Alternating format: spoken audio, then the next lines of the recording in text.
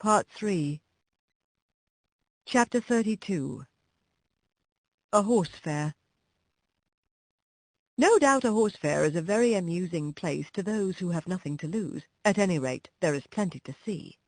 Long strings of young horses out of the country, fresh from the marshes, and droves of shaggy little Welsh ponies, no higher than Merrylegs, and hundreds of cart horses of all sorts, some of them with their long tails braided up and tied with scarlet cord, and a good many like myself, handsome and high-bred, but fallen into the middle class through some accident or blemish, unsoundness of wind, or some other complaint. There were some splendid animals quite in their prime and fit for anything.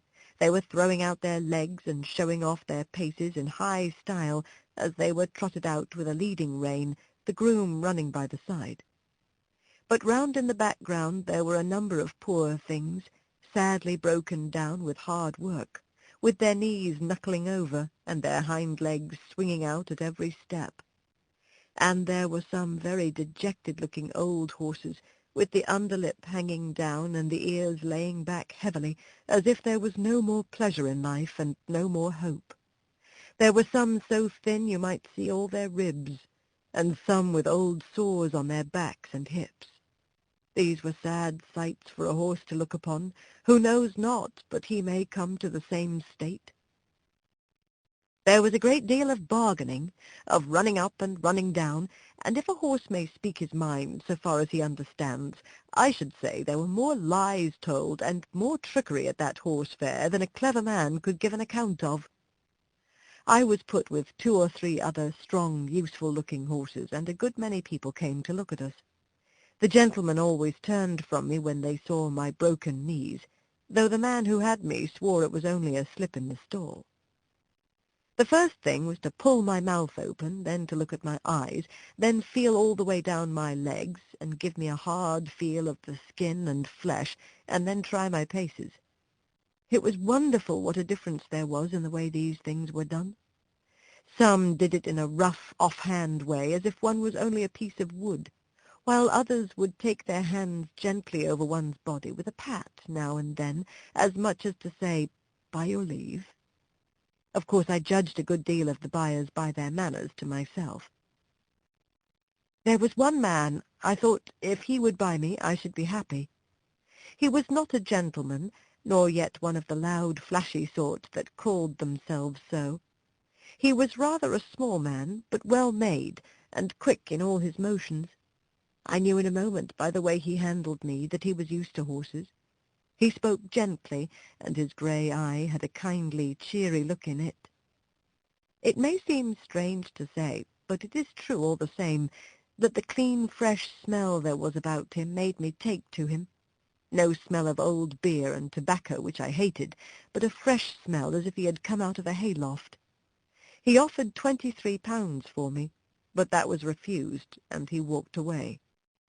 I looked after him, but he was gone, and a very hard-looking, loud-voiced man came. I was dreadfully afraid he would have me, but he walked off.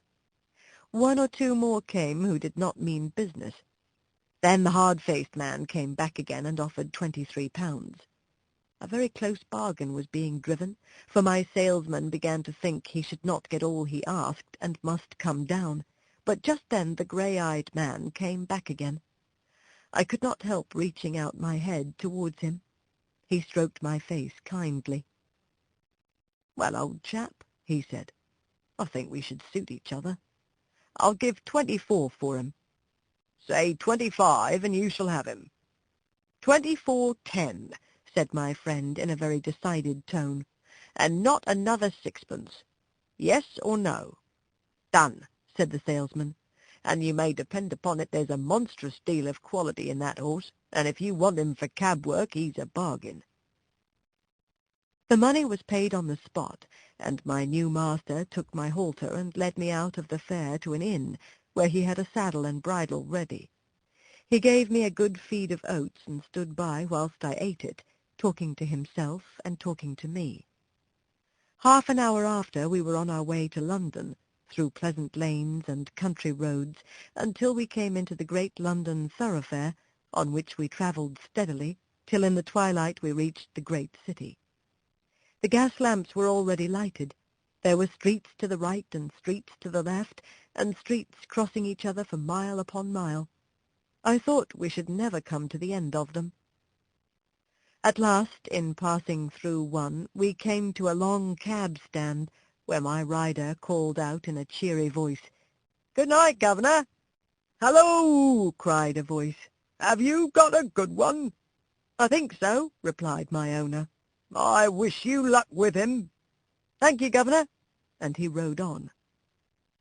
We soon turned up one of the side streets, and about halfway up that we turned into a very narrow street with rather poor-looking houses on one side and what seemed to be coach-houses and stables on the other.